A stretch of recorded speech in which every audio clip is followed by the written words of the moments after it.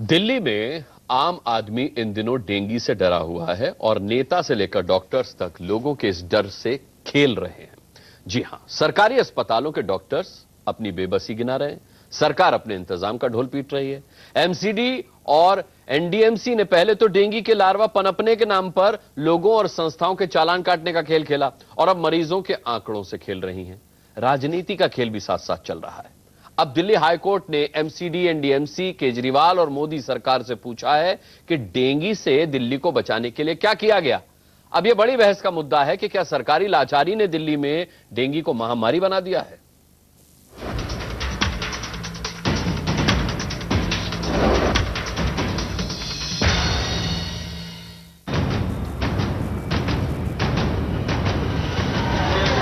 देश की राजधानी डेंगू से त्राही त्राही कर रही है। सरकारी अस्पतालों में बेड ना मिलने की वजह से 2 मासूम बच्चे दम तोड़ चुके हैं। लोगों को डेंगू से बचाने के नाम पर केंद्र सरकार, दिल्ली सरकार और दिल्ली के नगर निगमों का जो रवैया है, उसे देखकर कोई उम्मीद नहीं बची तो दिल्ली हाई कोर्ट को दखल देना पड़ा। एक जनहित याचिका पर सुनवाई करते हुए दिल्ली हाई कोर्ट ने दिल्ली के तीनों नगर निगमों, एनडीएमसी, दिल्ली सरकार और केंद्र सरकार से पूछा है कि आखिर दिल्ली को डेंगू से बचाने के लिए क्या किया गया। Municipal corporations of Delhi, NDMC, Delhi सरकार और केंद्र सरकार सभी को नोटिस जारी किया है और ये कहा है कि वो स्टेटस रिपोर्ट फाइल करें कि वो डेंगू की रोकथाम के लिए क्या क्या कदम उठाए गए हैं और क्या क्या कदम उठाए जा रहे हैं। आई थिंक अब सबको जाग जाना चाहिए because anyone can get dengue. Delhi में डेंगू कोई पहली बार कहर नहीं बरपा रहा है। साल 2006 में भी दिल्ली ने डेंगू का डरावना और जानलेवा दौर देखा था। 2010 में भी डेंगू आउट ऑफ कंट्रोल हो गया और इस बार भी सरकारी एजेंसियां और डॉक्टर यही दुहाई दे रहे हैं कि इस बार डेंगू का कहर 2010 से भी ज्यादा तेज है। जितना 2010 में था तो ये लगभग उस आंकड़े तक पहुंचने वाला है और इस स्टेज को हम अपसर्ज या आउटब्रेक की कैटेगरी में ला सकते हैं, क्योंकि जो एक्सपेक्टेड नंबर से कहीं ज़्यादा पेशेंट्स जो हैं हो रहे हैं, जो कि ओपीडी और इमरजेंसी में ट्रीटमेंट के लिए आ रहे हैं। अब बड़ा सवाल यह है कि जब दिल्ली में करीब करीब हर मॉनसून के आखिरी दौर में डेंगू का खतरा था, तो इस बीमारी से निपटने की पहले से तैयारी क्यों नहीं की गई। देखिए, सरकार की तरफ से डेंगू से निपटने के लिए पूरे इंतजाम किए गए हैं। लोगों को पैनिक में बिल्कुल नहीं आना चाहिए। सरकारी हॉस्पिटल्स में पूरे इंतजाम किए गए हैं। 10 में से 2 को एडमिशन की आवश्यकता है, बाकी लोगों को घर पे रह के आराम से इलाज हो सकता है। छोटे छोटे केयर है, उनका ध्यान रखना चाहिए। मेडिकेशन डॉक्टर जो कहें उसके हिसाब से करिएगा। अगर सीरियस कंडीशन है तभी एडमिट होने की आवश्यकता होती है। सरकार को डेंगू से निपटने का होश तब आया जब दिल्ली में डेंगू ने महामारी की शक्ल अख्तियार करनी शुरू की।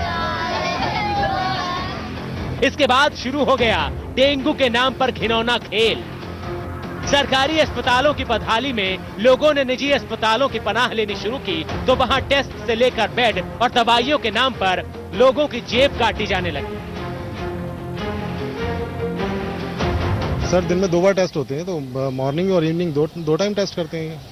मॉर्निंग 8 बजे और शाम को 8 बजे, दोनों टाइम टेस्ट। का 1200 या नहीं, दोनों टाइम का अलग अलग है। 1200 रुपये लिए हैं एक कायाकल्प हॉस्पिटल में बुराड़ी।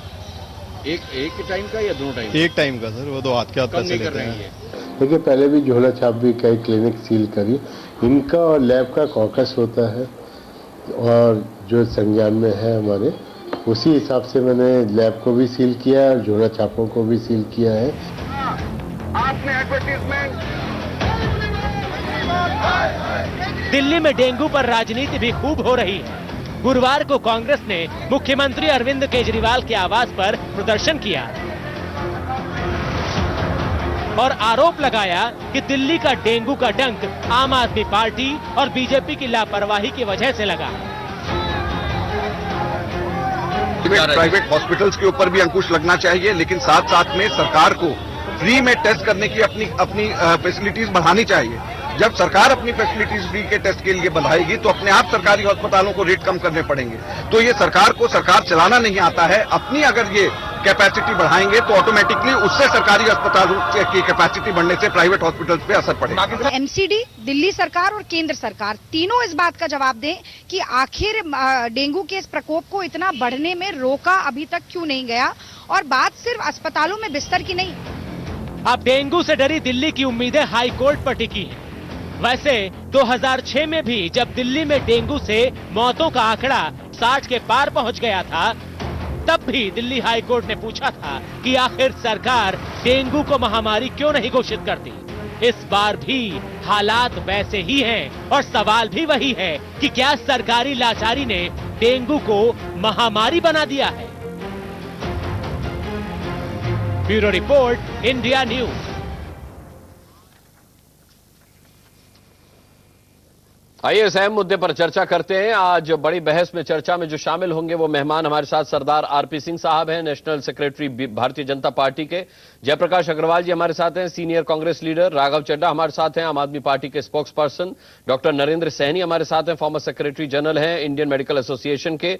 इसके अलावा सुरेंद्र सिंह हुड्डा साहब है हमारे साथ यहाँ एडवोकेट, और पिटिशनर हमारे साथ गौरी ग्रोवर यहाँ स्टूडियो में मौजूद हैं। मैं सभी का बहुत बहुत स्वागत करता हूं। और सरदार आरपी सिंह, सबसे पहले मैं सवाल आपसे पूछना चाहूंगा, बहुत ही बुनियादी सवाल हाईकोर्ट ने पूछा है, मोदी सरकार का भी नाम उसमें शामिल है। क्या किया डेंगू को रोकने के लिए आपने, जबकि पता था कि अब डेंगू का प्रकोप बढ़ेगा? सरकार ने क्या किया आखिर? इसका जवाब सोच लिया आपने क्या देना है? सोच लिया, इसका जवाब कई दिनों से सबको पता है। जब मई अप्रैल में दिल्ली सरकार का कोई ये हेल्थ जो इश्यू है, दिल्ली सरकार का लोकल गवर्नमेंट का इश्यू होता है, इसलिए मई अप्रैल में इनको इसकी जानकारी दे दी गई कि आप अपनी तैयारी करिए। परंतु दिल्ली सरकार अपने बाकी चीजों में व्यस्त थी, अपने आरोप प्रत्यारोपों में व्यस्त थी, जहां बाद में वो डूसू के चुनाव में व्यस्त हो गई। उनका ध्यान उस जानकारी तरफ नहीं गई जो उनको काम करना चाहिए था। वो अपने बाकी कामों में व्यस्त रहे।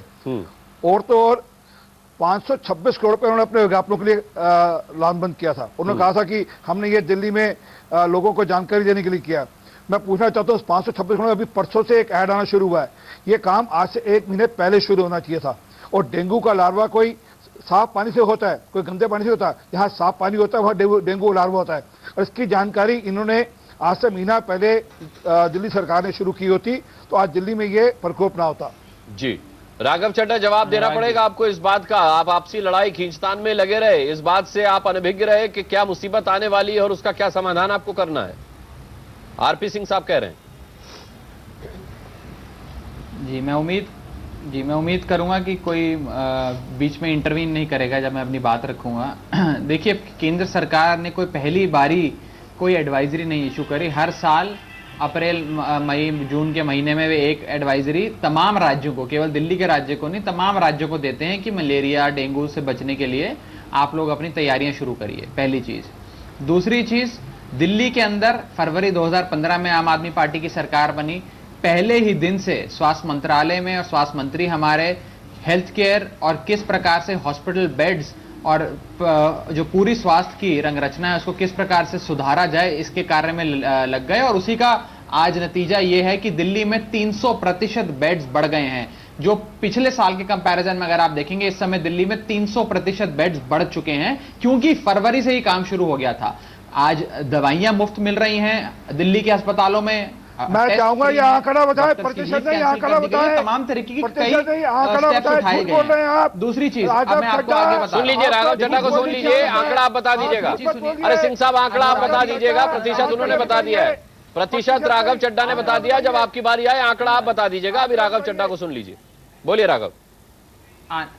अनुराग जी देखिए, मैं चिल्लम चिल्ली की बहस तो नहीं कर सकता। आपने जो सवाल पूछे उसका जवाब दे दूंगा। उम्मीद करूंगा कि बाकी लोग मेरे को बीच में ना रोकें। देखिए, दूसरी चीज आप ये सुनिए कि जहां तक सिंह साहब सुन लीजिए सर, फिर ये देखिए, चिल्लम चिल्ली नहीं होनी चाहिए जी। देखिए मैं फैक्ट्स पे बात करता हूं और इस मामले में डेंगू पे और जो आज इतने लोगों की मौत हो गई, आप सच बोल लीजिएगा, बोल तो लेने दीजिए, पूरी बात करने दीजिए। दूसरी चीज सुनिए, देखिए, दिल्ली के अंदर या देश के अंदर जो डेंगू की बीमारी होती है उसके 2 एस्पेक्ट्स होते हैं। पहला एस्पेक्ट होता है रोकथाम, यानी कि प्रिवेंटिव, और दूसरा होता है रोग निरोध, यानी कि क्यूरेटिव, या क्या ट्रीटमेंट उपलब्ध है।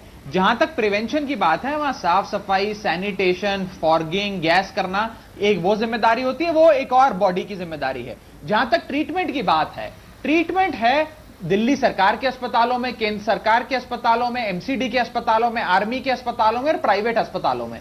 हमने दिल्ली सरकार के अस्पतालों को एकदम चुस्त दुरुस्त कर दिया है। और आज मैं ये बता दूं, ये लोग अभी कह रहे थे कि हेल्थ स्टेट सब्जेक्ट है, मैं ये भी बता देता हूं आपको, दिल्ली सरकार के टोटल नंबर ऑफ बेड्स इस समय 10,900 हैं। केंद्र सरकार के दिल्ली के अंदर टोटल नंबर ऑफ बेड्स 10,810 हैं। और उसके इन दोनों के अलावा प्राइवेट अस्पतालों में कुल मिलाकर बेड्स लगभग 25,000 हैं। तो जहां तक ट्रीटमेंट की बात है, ये दिल्ली सरकार, केंद्र की सरकार, एमसीडी सबको मिलकर करना है। और जहां तक फ्यूमिगेशन, गैस, साफ सफाई, फॉगिंग की बात है, वे एमसीडी की जिम्मेदारी है, एमसीडी को निभाना है। मेरा यह कहना है कि इस मुद्दे पर और डेंगू के मुद्दे पर और जिस प्रकार से लोगों की जानें गई हैं, उस पर राजनीति नहीं होनी चाहिए। सबसे अच्छा काम होगा अगर आज हम राजनीतिकरण करें। एमसीडी, दिल्ली सरकार और केंद्र सरकार को मिलकर काम करना चाहिए। ठीक है, मिलके काम करना चाहिए। आरपी सिंह साहब, लौटूंगा आपके पास, लेकिन उससे पहले जयप्रकाश अग्रवाल जी, ठीक है, राघव चड्ढा लौटेंगे। राघव आऊंगा आपके पास। राजनीति कर रहा है जनता, जेपी अग्रवाल जी, जिस हिसाब से राघव चड्ढा बता रहे हैं कि दिल्ली सरकार का इंतजाम पूरा है, जिस हिसाब से आरपी सिंह साहब बता रहे हैं कि इंतजाम पूरा है, तो फिर आखिर हाईकोर्ट को फटकार लगाते हुए ये क्यों पूछना पड़ा एमसीडी से, एनडीएमसी से, मोदी सरकार से, केजरीवाल सरकार से कि आखिर उन्होंने अब तक क्या किया जो ये इतने प्रकोप के साथ डेंगू फैला है?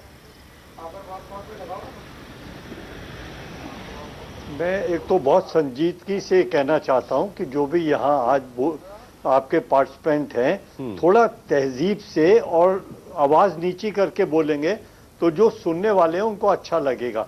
लोग दुखी हैं और डरे हुए भी बहुत हैं। गलती तो हुई है कहीं ना कहीं, जब बच्चा मरा उसके बाद से लोग जागे हैं। मुझे एक लगता है कि क्योंकि नई सरकार है, उनको एक्सपीरियंस कम था और उनको मालूम नहीं था कि ये कैसे होगा। जो अफसर हैं उनसे इनका झगड़ा बदस्तूर जारी रहा। तो जो काम अफसरों को इन्हें बताना चाहिए था, ये सरकार तो दोनों नहीं है। आप किसकी बात कर रहे हैं? मोदी साहब भी पहली बार प्रधानमंत्री बने हैं, केजरीवाल पहली बार सीएम बने, आप किसकी बात कर रहे हैं? सर मैं दोनों की बात कर रहा हूं सर। जहां बीजेपी को यह ध्यान रखना चाहिए था कि डेंगू से लोग मरते हैं और लोग डरते भी बहुत हैं, हजारों लोग इससे अफेक्टेड हैं, बच्चों पे सबसे ज्यादा इफेक्ट करता है, तो माफ करना, ये दोनों भी अपनी जिम्मेदारी से बच नहीं सकते। मुझे लगता है इन्होंने काम शुरू करने में बहुत देर करी। अब सिर्फ गिनती बताने से कि हमने इतने बेड लगा दिए, इतना कर दिया, ये काफी नहीं है। इनको वॉर स्केल पे काम करना चाहिए। एक बात और कहना चाहता हूं कि जो इन्होंने रेट तय कर दिया टेस्टिंग का, मुझे लगता है गलत है। जब आप बिजली फ्री दे रहे हैं, पानी फ्री दे रहे हैं, वाईफाई फ्री दे रहे हैं, तो माफ करना, इतनी बड़ी महामारी में आप ये नहीं कह सकते कि सारे सरकारी हॉस्पिटल में या जो भी ये टेस्ट करेगा वो फ्री होगा, सरकार उसे रियम्बर्स करेगी। अच्छा, हम दिल्ली वालों के लिए तो सरकार चला रहे हैं, हमको बाहर वालों के लिए सरकार थोड़ी चला रहे हैं। जी, राघव अग्रवाल साहब के सवाल का जवाब दे दीजिए, फिर मैं जवाब दे देता हूं इसका। ये अच्छा, जी, नहीं, अच्छा सवाल करा अग्रवाल जी ने। शायद उनको जानकारी पूरी उपलब्ध नहीं है या किसी ने गलत जानकारी दे दी है। जुलाई के महीने से, आज तो हम सितंबर में खड़े हैं, जुलाई के महीने से दिल्ली सरकार के तमाम अस्पतालों में डेंगू का टेस्ट बिल्कुल मुफ्त है, 1 रुपया भी नहीं लिया जा रहा, और मेडिसिन और इलाज भी बिल्कुल मुफ्त कर दिया गया है। यदि आपको ये जानकारी नहीं है तो जाकर चेक कर लीजिए, जुलाई के महीने से, अभी कल परसों नहीं करा, पिछले 2.5 महीने से फ्री है। पहली चीज। दूसरी चीज, जहां तक इन्होंने बात करी कि शायद ये लोग नए हैं, इनको पता नहीं, मैं आपको एक चीज बता दूं, पिछले साल 1100 से 1200 केसेस डेंगू के पाए गए थे एमसीडी की रिपोर्ट के मुताबिक। हमने 3 गुना 300% इजाफा कर प्रावधान करा था दवाइयों का, अस्पतालों का, हॉस्पिटल बेड्स का, सब चीज का। यदि आज उससे भी ज्यादा ये अगर तो हम सबको मिलकर काम करना है, इसमें राजनीति नहीं होनी चाहिए। सर मैं डॉक्टर नरेंद्र सैनी से पुष्टि करा लेता हूं। राघव चड्ढा आपकी बात की, यहाँ पर बात हो सकती है। चलिए राघव चड्ढा आपकी बात की मैं पुष्टि डॉक्टर नरेंद्र सैनी से किए लेता हूं। डॉक्टर नरेंद्र सैनी, क्या राघव चड्ढा से आप सहमत हैं? दिल्ली सरकार ने जो कुछ सरकारी अस्पतालों में सुविधाएं मुहैया कराई है डेंगू के मरीजों के लिए, क्या ये सही बोल रहे हैं? जुलाई महीने से ये कह रहे हैं। देखिए, मैं राघव जी से और बाकी तमाम पॉलिटिशियंस से कहना चाहूंगा कि डॉक्टर्स को काम करने दीजिए। दूसरा ये कि आपने रेट जो तय किए हैं, लेकिन राघव जी ने कभी मेडिकल एसोसिएशन या डॉक्टर से पूछ के नहीं कहा कि भाई आपके हम रेट इतना फिक्स कर रहे हैं। कम से कम ये तो पता लगाना चाहिए कि क्या इतने में हो सकता है कि नहीं हो सकता, किस आधार पर उन्होंने किया। और मैं चाहूंगा कि राघव जी जो हमारे किसी और साथी ने कहा कि सब्सिडीज दें, आप प्राइवेट डॉक्टर्स को सब्सिडीज कहिए कि हाँ हम आपको ये किट फ्री प्रोवाइड कर रहे हैं, आप फ्री करिए, हम फ्री करने को तैयार होंगे। लेकिन मैं कहूंगा कि आप किसी भी तरीके से जो रेट लगा रहे हैं उस तरीके से लगाइए ताकि आप उनको सब्सिडीज दीजिए। आप यदि अपने आंकड़े देखें, यदि मैं पुरानी सरकारों और सबके पास मिलकर चाहूं तो आप ही ने अपने आप कहा कि 10,000 से ज्यादा, शायद 15,000 के आसपास सरकारी हॉस्पिटल है और 20,000 मेरे को अब प्लीज, मैंने आप सबकी बात सुनी, एक मेडिकल प्रोफेशन को भी बात करने का मौका दीजिए कि आपने अपने आप कहा कि 15,000 के आसपास यदि आपके बेड्स हैं और 20,000 से अधिक बेड्स जो हैं प्राइवेट में हैं। यदि इसका मतलब यह है कि जब तक आप प्राइवेट वालों को प्रोत्साहन नहीं देंगे, उनको सब्सिडीज नहीं देंगे, यदि प्राइवेट वालों के ऊपर ही सिर्फ सारा कुछ बोझ डाल देंगे, तो प्राइवेट सिस्टम यदि कोलैप्स हो गया तो डेंगू के मरीजों का क्या होगा, ये बहुत सोचने वाली बात है। तो इसलिए प्लीज मेरी ये आपसे गुजारिश है कि प्राइवेट हॉस्पिटल्स को भी आप प्रावधान दीजिए, मैं जवाब कुछ सब्सिडीज दीजिए ताकि ये सब्सिडीज हम मरीजों को दे पाए। ठीक है राघव, बहुत संक्षिप्त में जवाब रखिएगा। मैं आपको जवाब देता हूं इसका, मैं इसका जवाब राघव से पहले 1 मिनट, राघव जी लंबा जवाब दूंगा, उसके बाद शायद आप मुझे कम समय दे।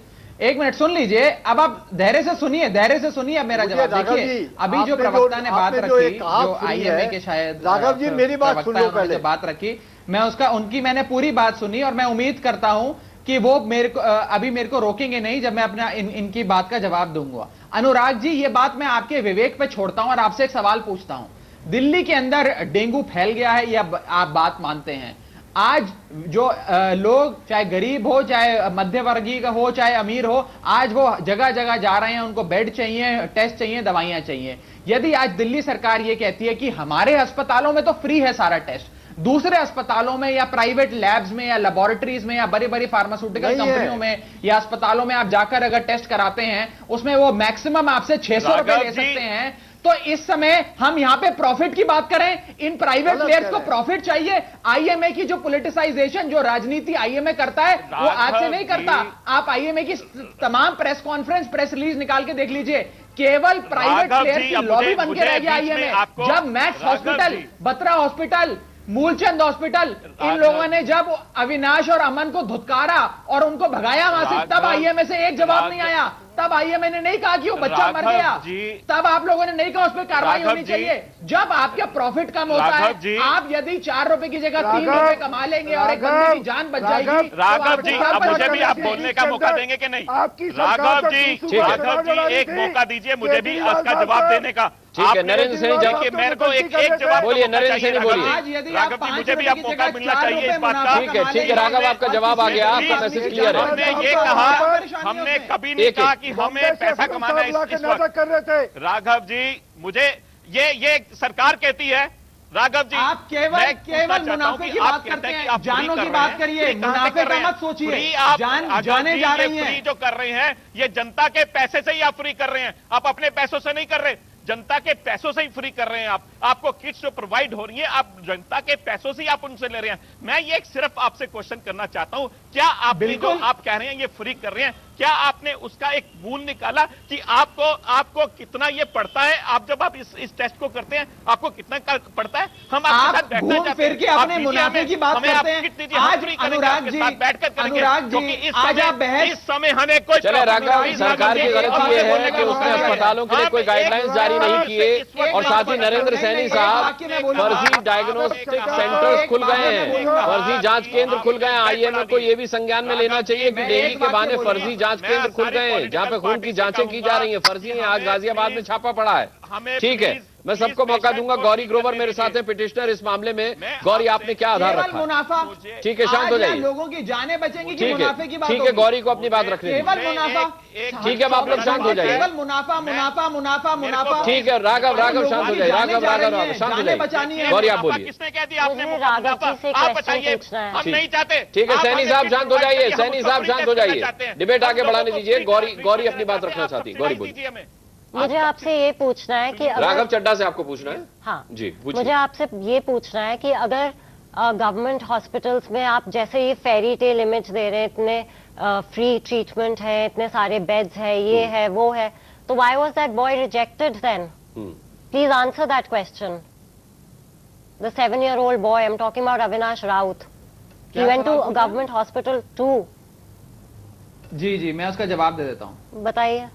And not a fairy tale one, please. देखिए, अविनाश के केस में जो फैक्ट सामने आए हैं, मैं दे रहा हूं। जो अविनाश के केस में फैक्ट सामने आए हैं उसमें तो ये पता लगा कि वे 5 अस्पतालों में गए, पांचों के पांचों प्राइवेट अस्पताल थे। हाँ, जो दूसरा बच्चा जो अभी परसों के उनकी मृत्यु हुई, अमन जिनका नाम था, जिनकी मृत्यु हुई, वे जरूर एक सरकारी अस्पताल में गए थे। वो सरकारी अस्पताल था सफदरजंग। माफ करिएगा, सफदरजंग दिल्ली सरकार के अंतर्गत नहीं आता, केंद्र सरकार के अंतर्गत आता है, तो आरपी सिंह जी उसका जवाब दे सकते हैं। मैं अपने अस्पतालों की बात कर रहा हूं। मेरे अस्पतालों में, दिल्ली सरकार के अस्पतालों में आज बेड्स का प्रावधान है, दवाइयां हैं, टेस्ट फ्री हो रहे हैं, और हम वॉर फुटिंग पे काम कर रहे हैं।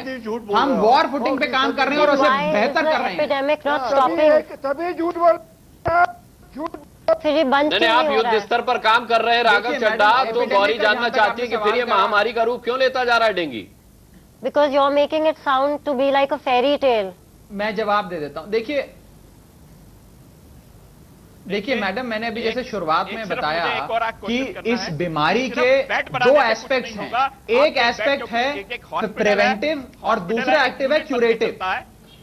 सुन लीजिए, एक है प्रिवेंटिव, राघव चड्ढा, एक है प्रिवेंटिव एस्पेक्ट, दूसरा है क्यूरेटिव एस्पेक्ट। जो क्यूरेटिव एस्पेक्ट है, जिसमें हमने ट्रीटमेंट देना है, वो हम ट्रीटमेंट दे रहे हैं।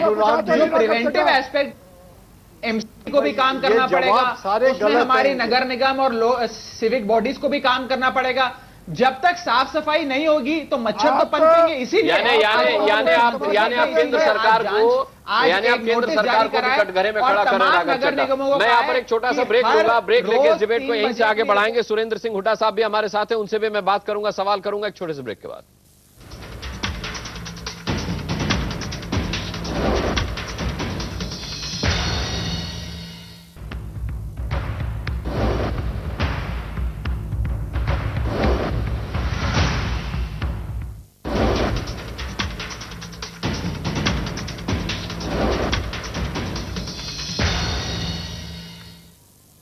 ब्रेक के बाद बड़ी बहस में एक बार फिर आपका स्वागत है और सीधे मैं रुक करूंगा सुरेंद्र सिंह हुड्डा जी का, जो कि राघव चड्ढा को हकीकत बताएंगे, क्योंकि राघव चड्ढा सुरेंद्र जी ने जो पिटीशन दायर की है वो जिस आधार पे की है, उन्होंने अपनी आंखों से सरकारी अस्पतालों का हाल देखा है। मैं चाहूंगा हुड्डा साहब आप बताएं राघव चड्ढा साहब को।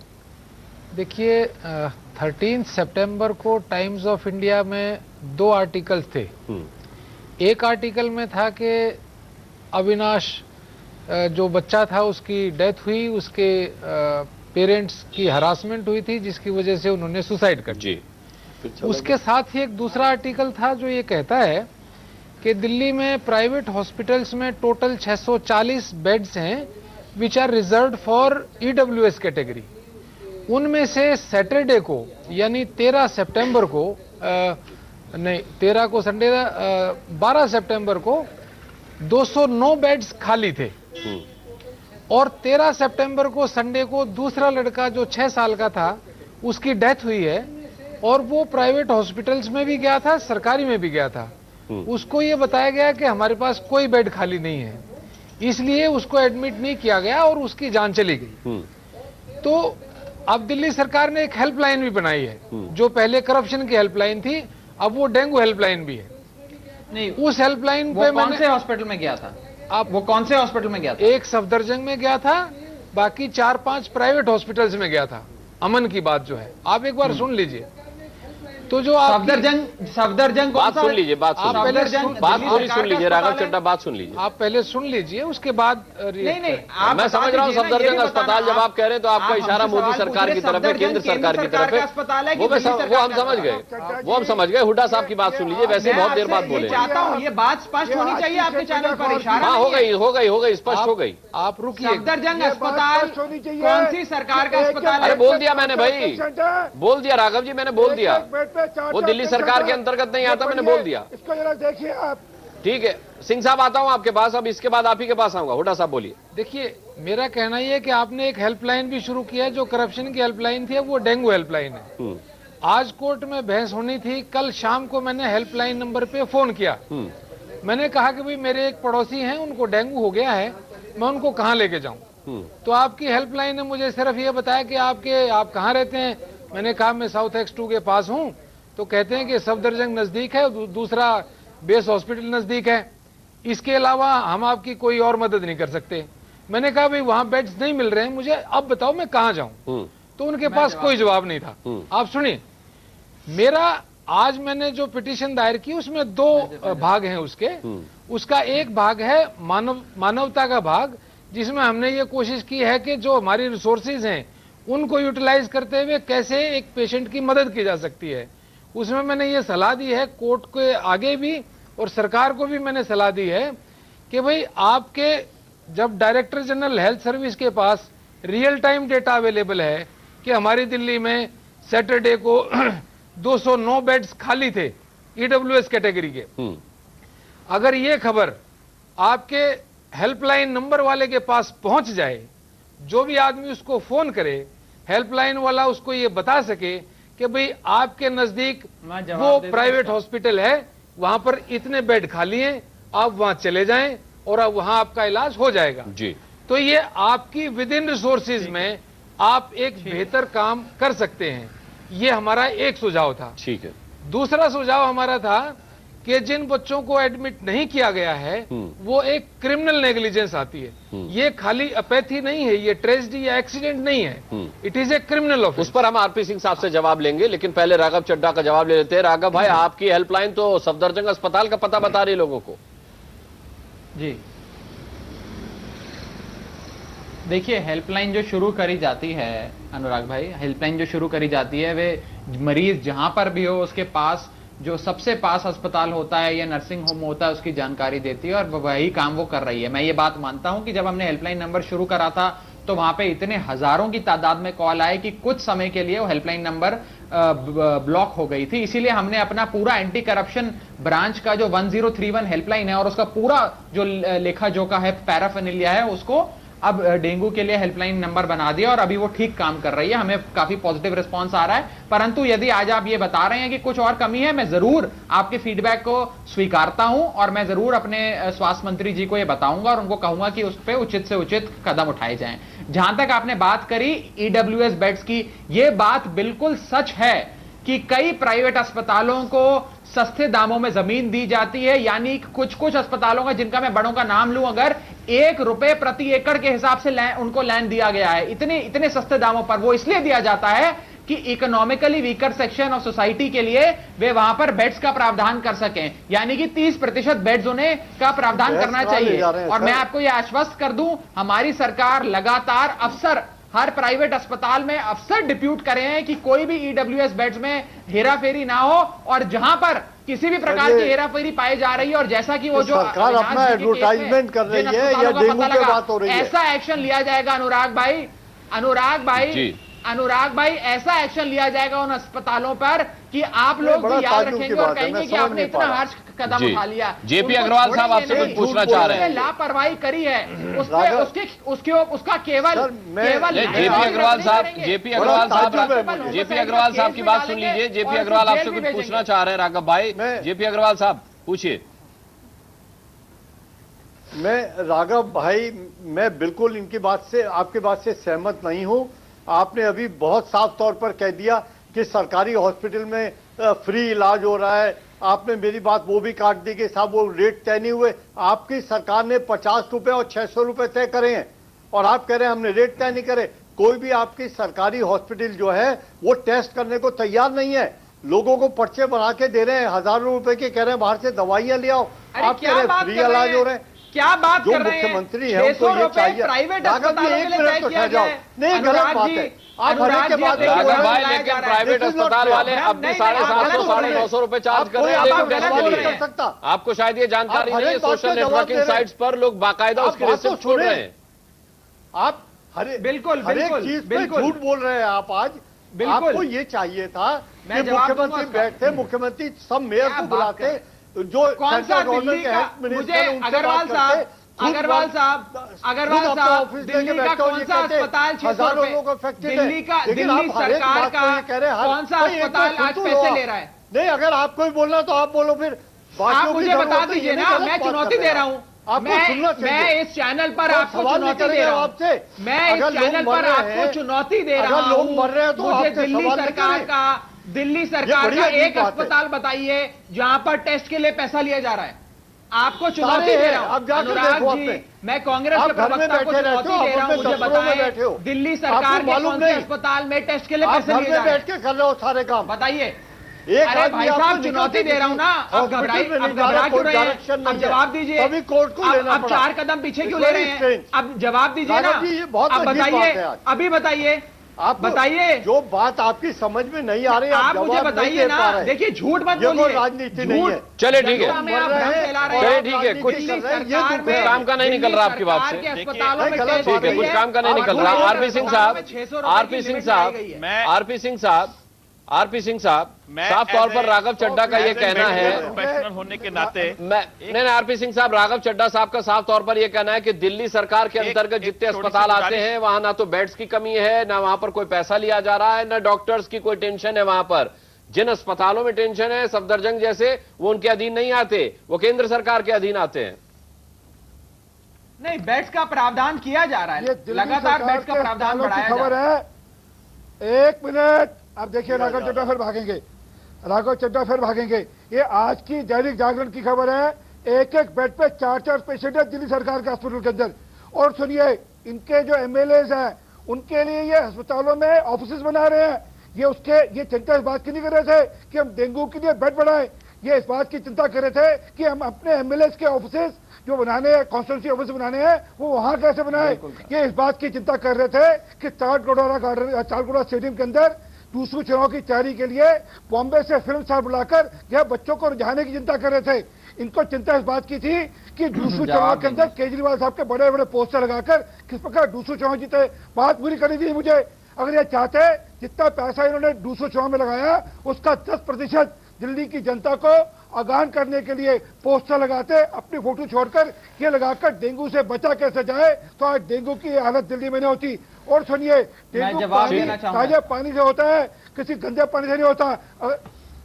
अगर ये चाहते तो पूरी दिल्ली के अंदर उसका प्रचार करते। ये सोते रहे उस 526 करोड़ में अपनी वाहवाही करते हैं, दिल्ली की जनता की चिंता नहीं करते। ठीक है राघव, मैं आपका जवाब लूंगा, लेकिन उससे पहले गौरी ग्रोवर से मैं पूछना चाहूंगा। गौरी जी, केंद्र सरकार अपना पल्ला झाड़ रही है और साफ तौर पर दिल्ली सरकार को वो जिम्मेदार बता रही है। दिल्ली सरकार कह रही है कि उसकी तरफ से व्यवस्था चाक चौबंद है, जो भी कमियां हैं वो केंद्र सरकार की तरफ से हैं। कभी कह रही कि उनकी तरफ से डेंगू के लिए बजट नहीं आया, कभी कह रही कि उनके अस्पतालों में हालात ठीक नहीं है।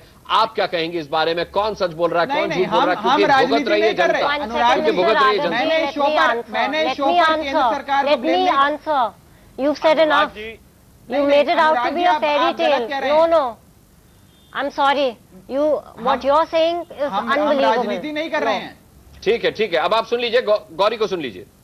Well, I think सभी रिस्पॉन्सिबल है। राजनीति के अलावा कुछ करते ही नहीं है। ठीक है, सिंह साहब, गौरी को भी मौका दीजिए बोलने। आई थिंक सभी रिस्पॉन्सिबल है। एज ए डॉक्टर मुझे भी कुछ कहने का हाँ, मैं आपके पास आऊंगा, मैं सैनी साहब बोलिए। गौरी, आई थिंक सभी रिस्पॉन्सिबल हैं और सभी को रिस्पॉन्सिबल होना चाहिए इस चीज के लिए, और कुछ ज्यादा ही पॉलिटिकल इशू बन रहा है। And I am sorry but I don't agree with you mister Raghav, you are making it sound to be too good to be true. इतने सारे बेड्स हैं, इतना सारा ये है वो है, I mean please, we aren't fools. Raghav,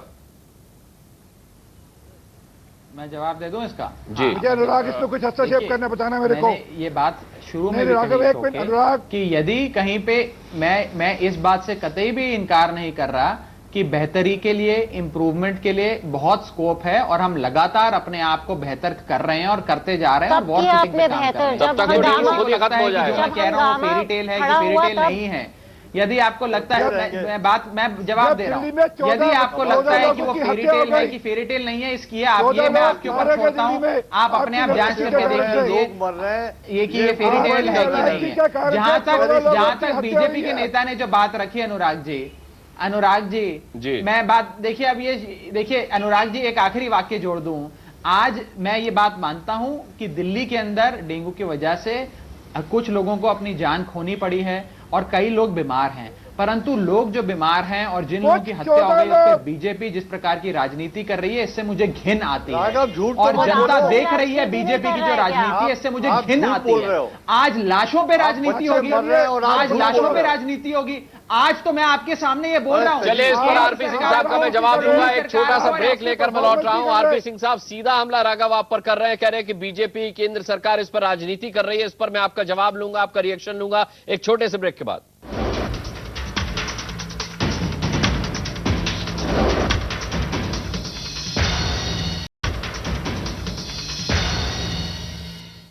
बड़ी बहस में एक बार फिर आपका स्वागत है। सीधे आरपी सिंह का हम रुख करेंगे। सरदार आरपी सिंह, साफ तौर पर राघव चड्ढा आप पर निशाना साध रहे हैं और कह रहे हैं कि डेंगू पर राजनीति आप कर रहे हैं, बीजेपी कर रही है, केंद्र सरकार कर रही है।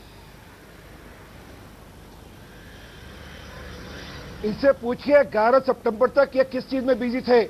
इनके सारे विधायक, इनके सारे मंत्री, खुद मुख्यमंत्री दूसू का चुनाव के अंदर बिजी थे। वहां पर बॉम्बे से फिल्म स्टार बुलाकर, गाने वाले बुलाकर दूसरों के यूनिवर्सिटी के नौजवानों को बखाने में लगे हुए थे। इनको दिल्ली में डेंगू की परवाह नहीं थी, दिल्ली में इस बात की परवाह नहीं थी कि हम दिल्ली में बच्चों की चिंता करें। तो मैं दूसरी बात कह रहा हूं, आपके टीवी चैनल के माध्यम से कह रहा हूं, दिल्ली में किसी को भी प्लेटलेट चाहिए हो, वो 24 तारीख के बाद हम पूरे प्लेटलेट की चिंता करने वाले हैं। दिल्ली बीजेपी ऑफिस से संपर्क करें, हमारा नंबर होगा 237274444। हम कह रहे हैं अब मैं जवाब दे दूं इसका, चाहिए हमारे पास आए, हम दिल्ली की जनता के लिए, हमारा कार्यकर्ता है उसके लिए अरे राघव, आप वही दिक्कत है, आप बोलते हम नहीं बोलते, जब हम बोलते हैं आप बोलते क्यों है? हम प्लेटलेट देंगे उनके लिए ताकि दिल्ली की जनता को प्लेटलेट की करना है। ये चिंता दिल्ली सरकार की करने की थी। जी आता हूं आरपी सिंह साहब की बात तो खत्म हो गई। जी एक मिनट आप बोलिए ना, आप बोले हम बोले नहीं ना। दूसरी बात, इनसे ये पूछिए, इन्होंने पीछे प्रपोजल बनाया नहीं बनाया कि दिल्ली के एमएलए के लिए सरकारी अस्पतालों में हम ऑफिस खोलेंगे उनकी फंक्शनिंग के लिए।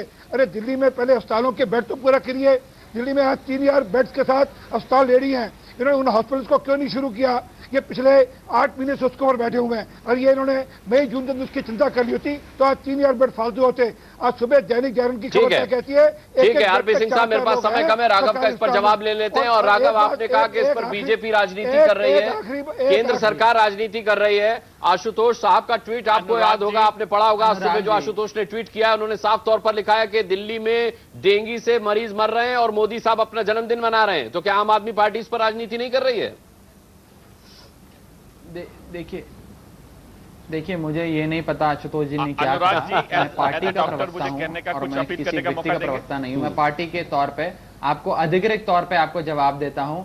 आज समय ये नहीं है कि हम ये बात करें कि केजरीवाल जी तालकटोरा गए या Narendra Modi ji medicine square garden जाते हैं या जेपी नड्डा जी बिहार के चुनाव में व्यस्त हैं या इस प्रकार की कोई भी बात करी जाए। मैं ये बोल रहा हूं कि राजनीति का हमें भरपूर मौका मिलेगा। हम अगले साल चले इन सब स्थितियों के बीच में दुर्भाग्यपूर्ण ये है राघव चड्ढा कि आपने कह दिया 600 रुपए 50 रुपए, लेकिन अब भी प्राइवेट अस्पतालों में ज्यादा फीस ली जा रही है, जांच के लिए ज्यादा पैसे वसूले जा रहे हैं, जिससे दिल्ली सरकार अनभिज्ञ है। डेंगू का मच्छर एमसीडी देखकर नहीं काटता, दिल्ली की सरकार देखकर नहीं काटता, मोदी की सरकार देखकर नहीं काटता। मुझे लगता है कि इसके लिए सब जिम्मेदार हैं। आपको माफी मांगनी चाहिए थी, आरपी सिंह साहब को माफी मांगनी चाहिए थी, लेकिन सिर्फ राजनीति हो रही है और आपने भी उसी परंपरा को आगे बढ़ाया है। बहुत खेद के साथ कहना पड़ रहा है कि आपने ऐसा किया, लेकिन मुझे उम्मीद है कि इस महामारी, इस बीमारी को महामारी में आप तब्दील नहीं होने देंगे। उससे पहले आप दोनों ही सरकारें इसके लिए उचित और जायज कदम उठाएंगे। बहुत बहुत धन्यवाद करना चाहेंगे बड़ी बहस में सभी मेहमानों को जुड़ने के लिए। एक छोटा सा ब्रेक ले रहे हैं, बहुत जल्द वापस आते हैं।